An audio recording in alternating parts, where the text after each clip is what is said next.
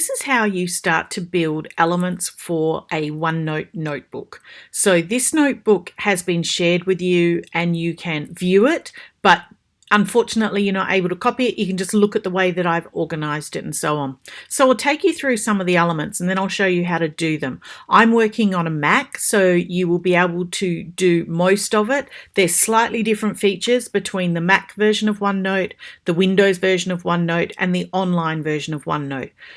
My Mac version has nice features to be able to build all of these different sections and subsections and grouped sections and so on. So I'll take you through what I've done. I thought you could put in some things to do with admin. So things like put in your Prac guidelines, so you've always got them possible and right at your fingertips. Put in contact details of your teacher and your supervisor and so on. Part of your GTPA, you have to do a full context statement. So put that in right at the beginning and that way you can start to add some things in. Add in the school timetable or the class timetables that you're working with. Think about any parent communication that you might want to have. It might be the communication that you're sending to parents, or it could be that you want to write down some notes and things of interactions that have happened with you, the mentor teacher, and some parents, or just some offhand ones that have happened with parents. Now, these are the main parts because this is what your supervisor and your mentor teacher will want to be able to see. So what we can do here, these are what are called section groups, and I'll show you how to do those in a minute. So I've made one for assessment. I've designed this one a little bit more primary focused. So you've got notes that you can start to include for behavioural notes and so on, more like your anecdotal notes. You could put in some templates and you could do those and name them for each child. So you could have Johnny, Freddie and Sarah and name each of the children. These are limitless blank pages that you can add in for any of the details that you might want to require.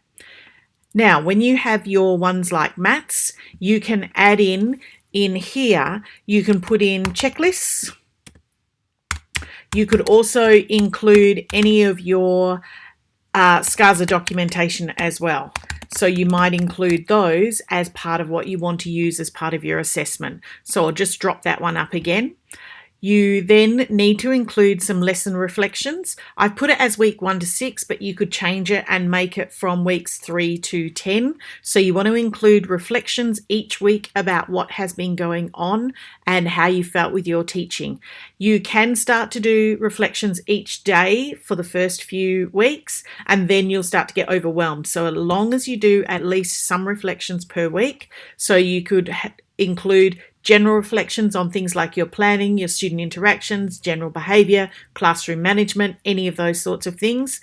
You then want to consider it from the HSL standards. So think about how you can put in each of your HSL standards, and you might have for each week something you want to have as your focus area, or a number of things that you want to have as your focus area. Don't pick too many, otherwise you will get very overwhelmed.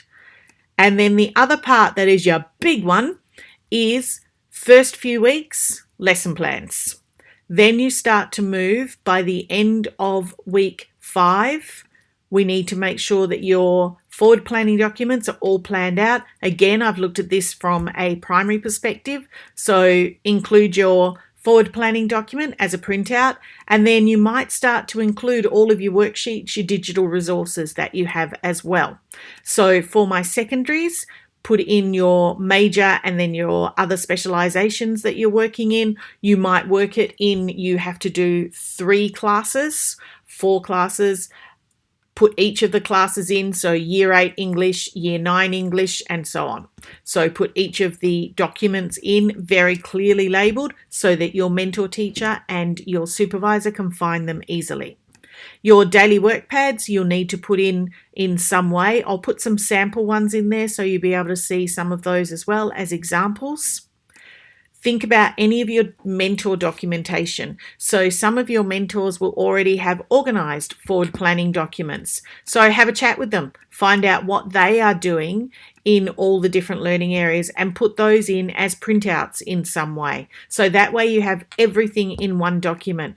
Put in all of your things like your duty roster, class timetables with your dots and all those sorts of things. So put in all your mentor documentation as well. Now I've left one, I thought, just for general notes. I know as I'm doing research, I want to include lots of things. I'll just take you through how you build each of those. So what we want to do is we want to be able to add a section, yes, but I have in my Mac, if I do a right click, I can actually add in a new section group. And I'm going to add in a new section group, and this new section group is going to be GTPA records. And this might be an area that you want to start to add in a whole lot of things. All right, just having a little sync problem for me. I'll sort that out in a minute. So what I can do now is as I add new section, it pops under that one.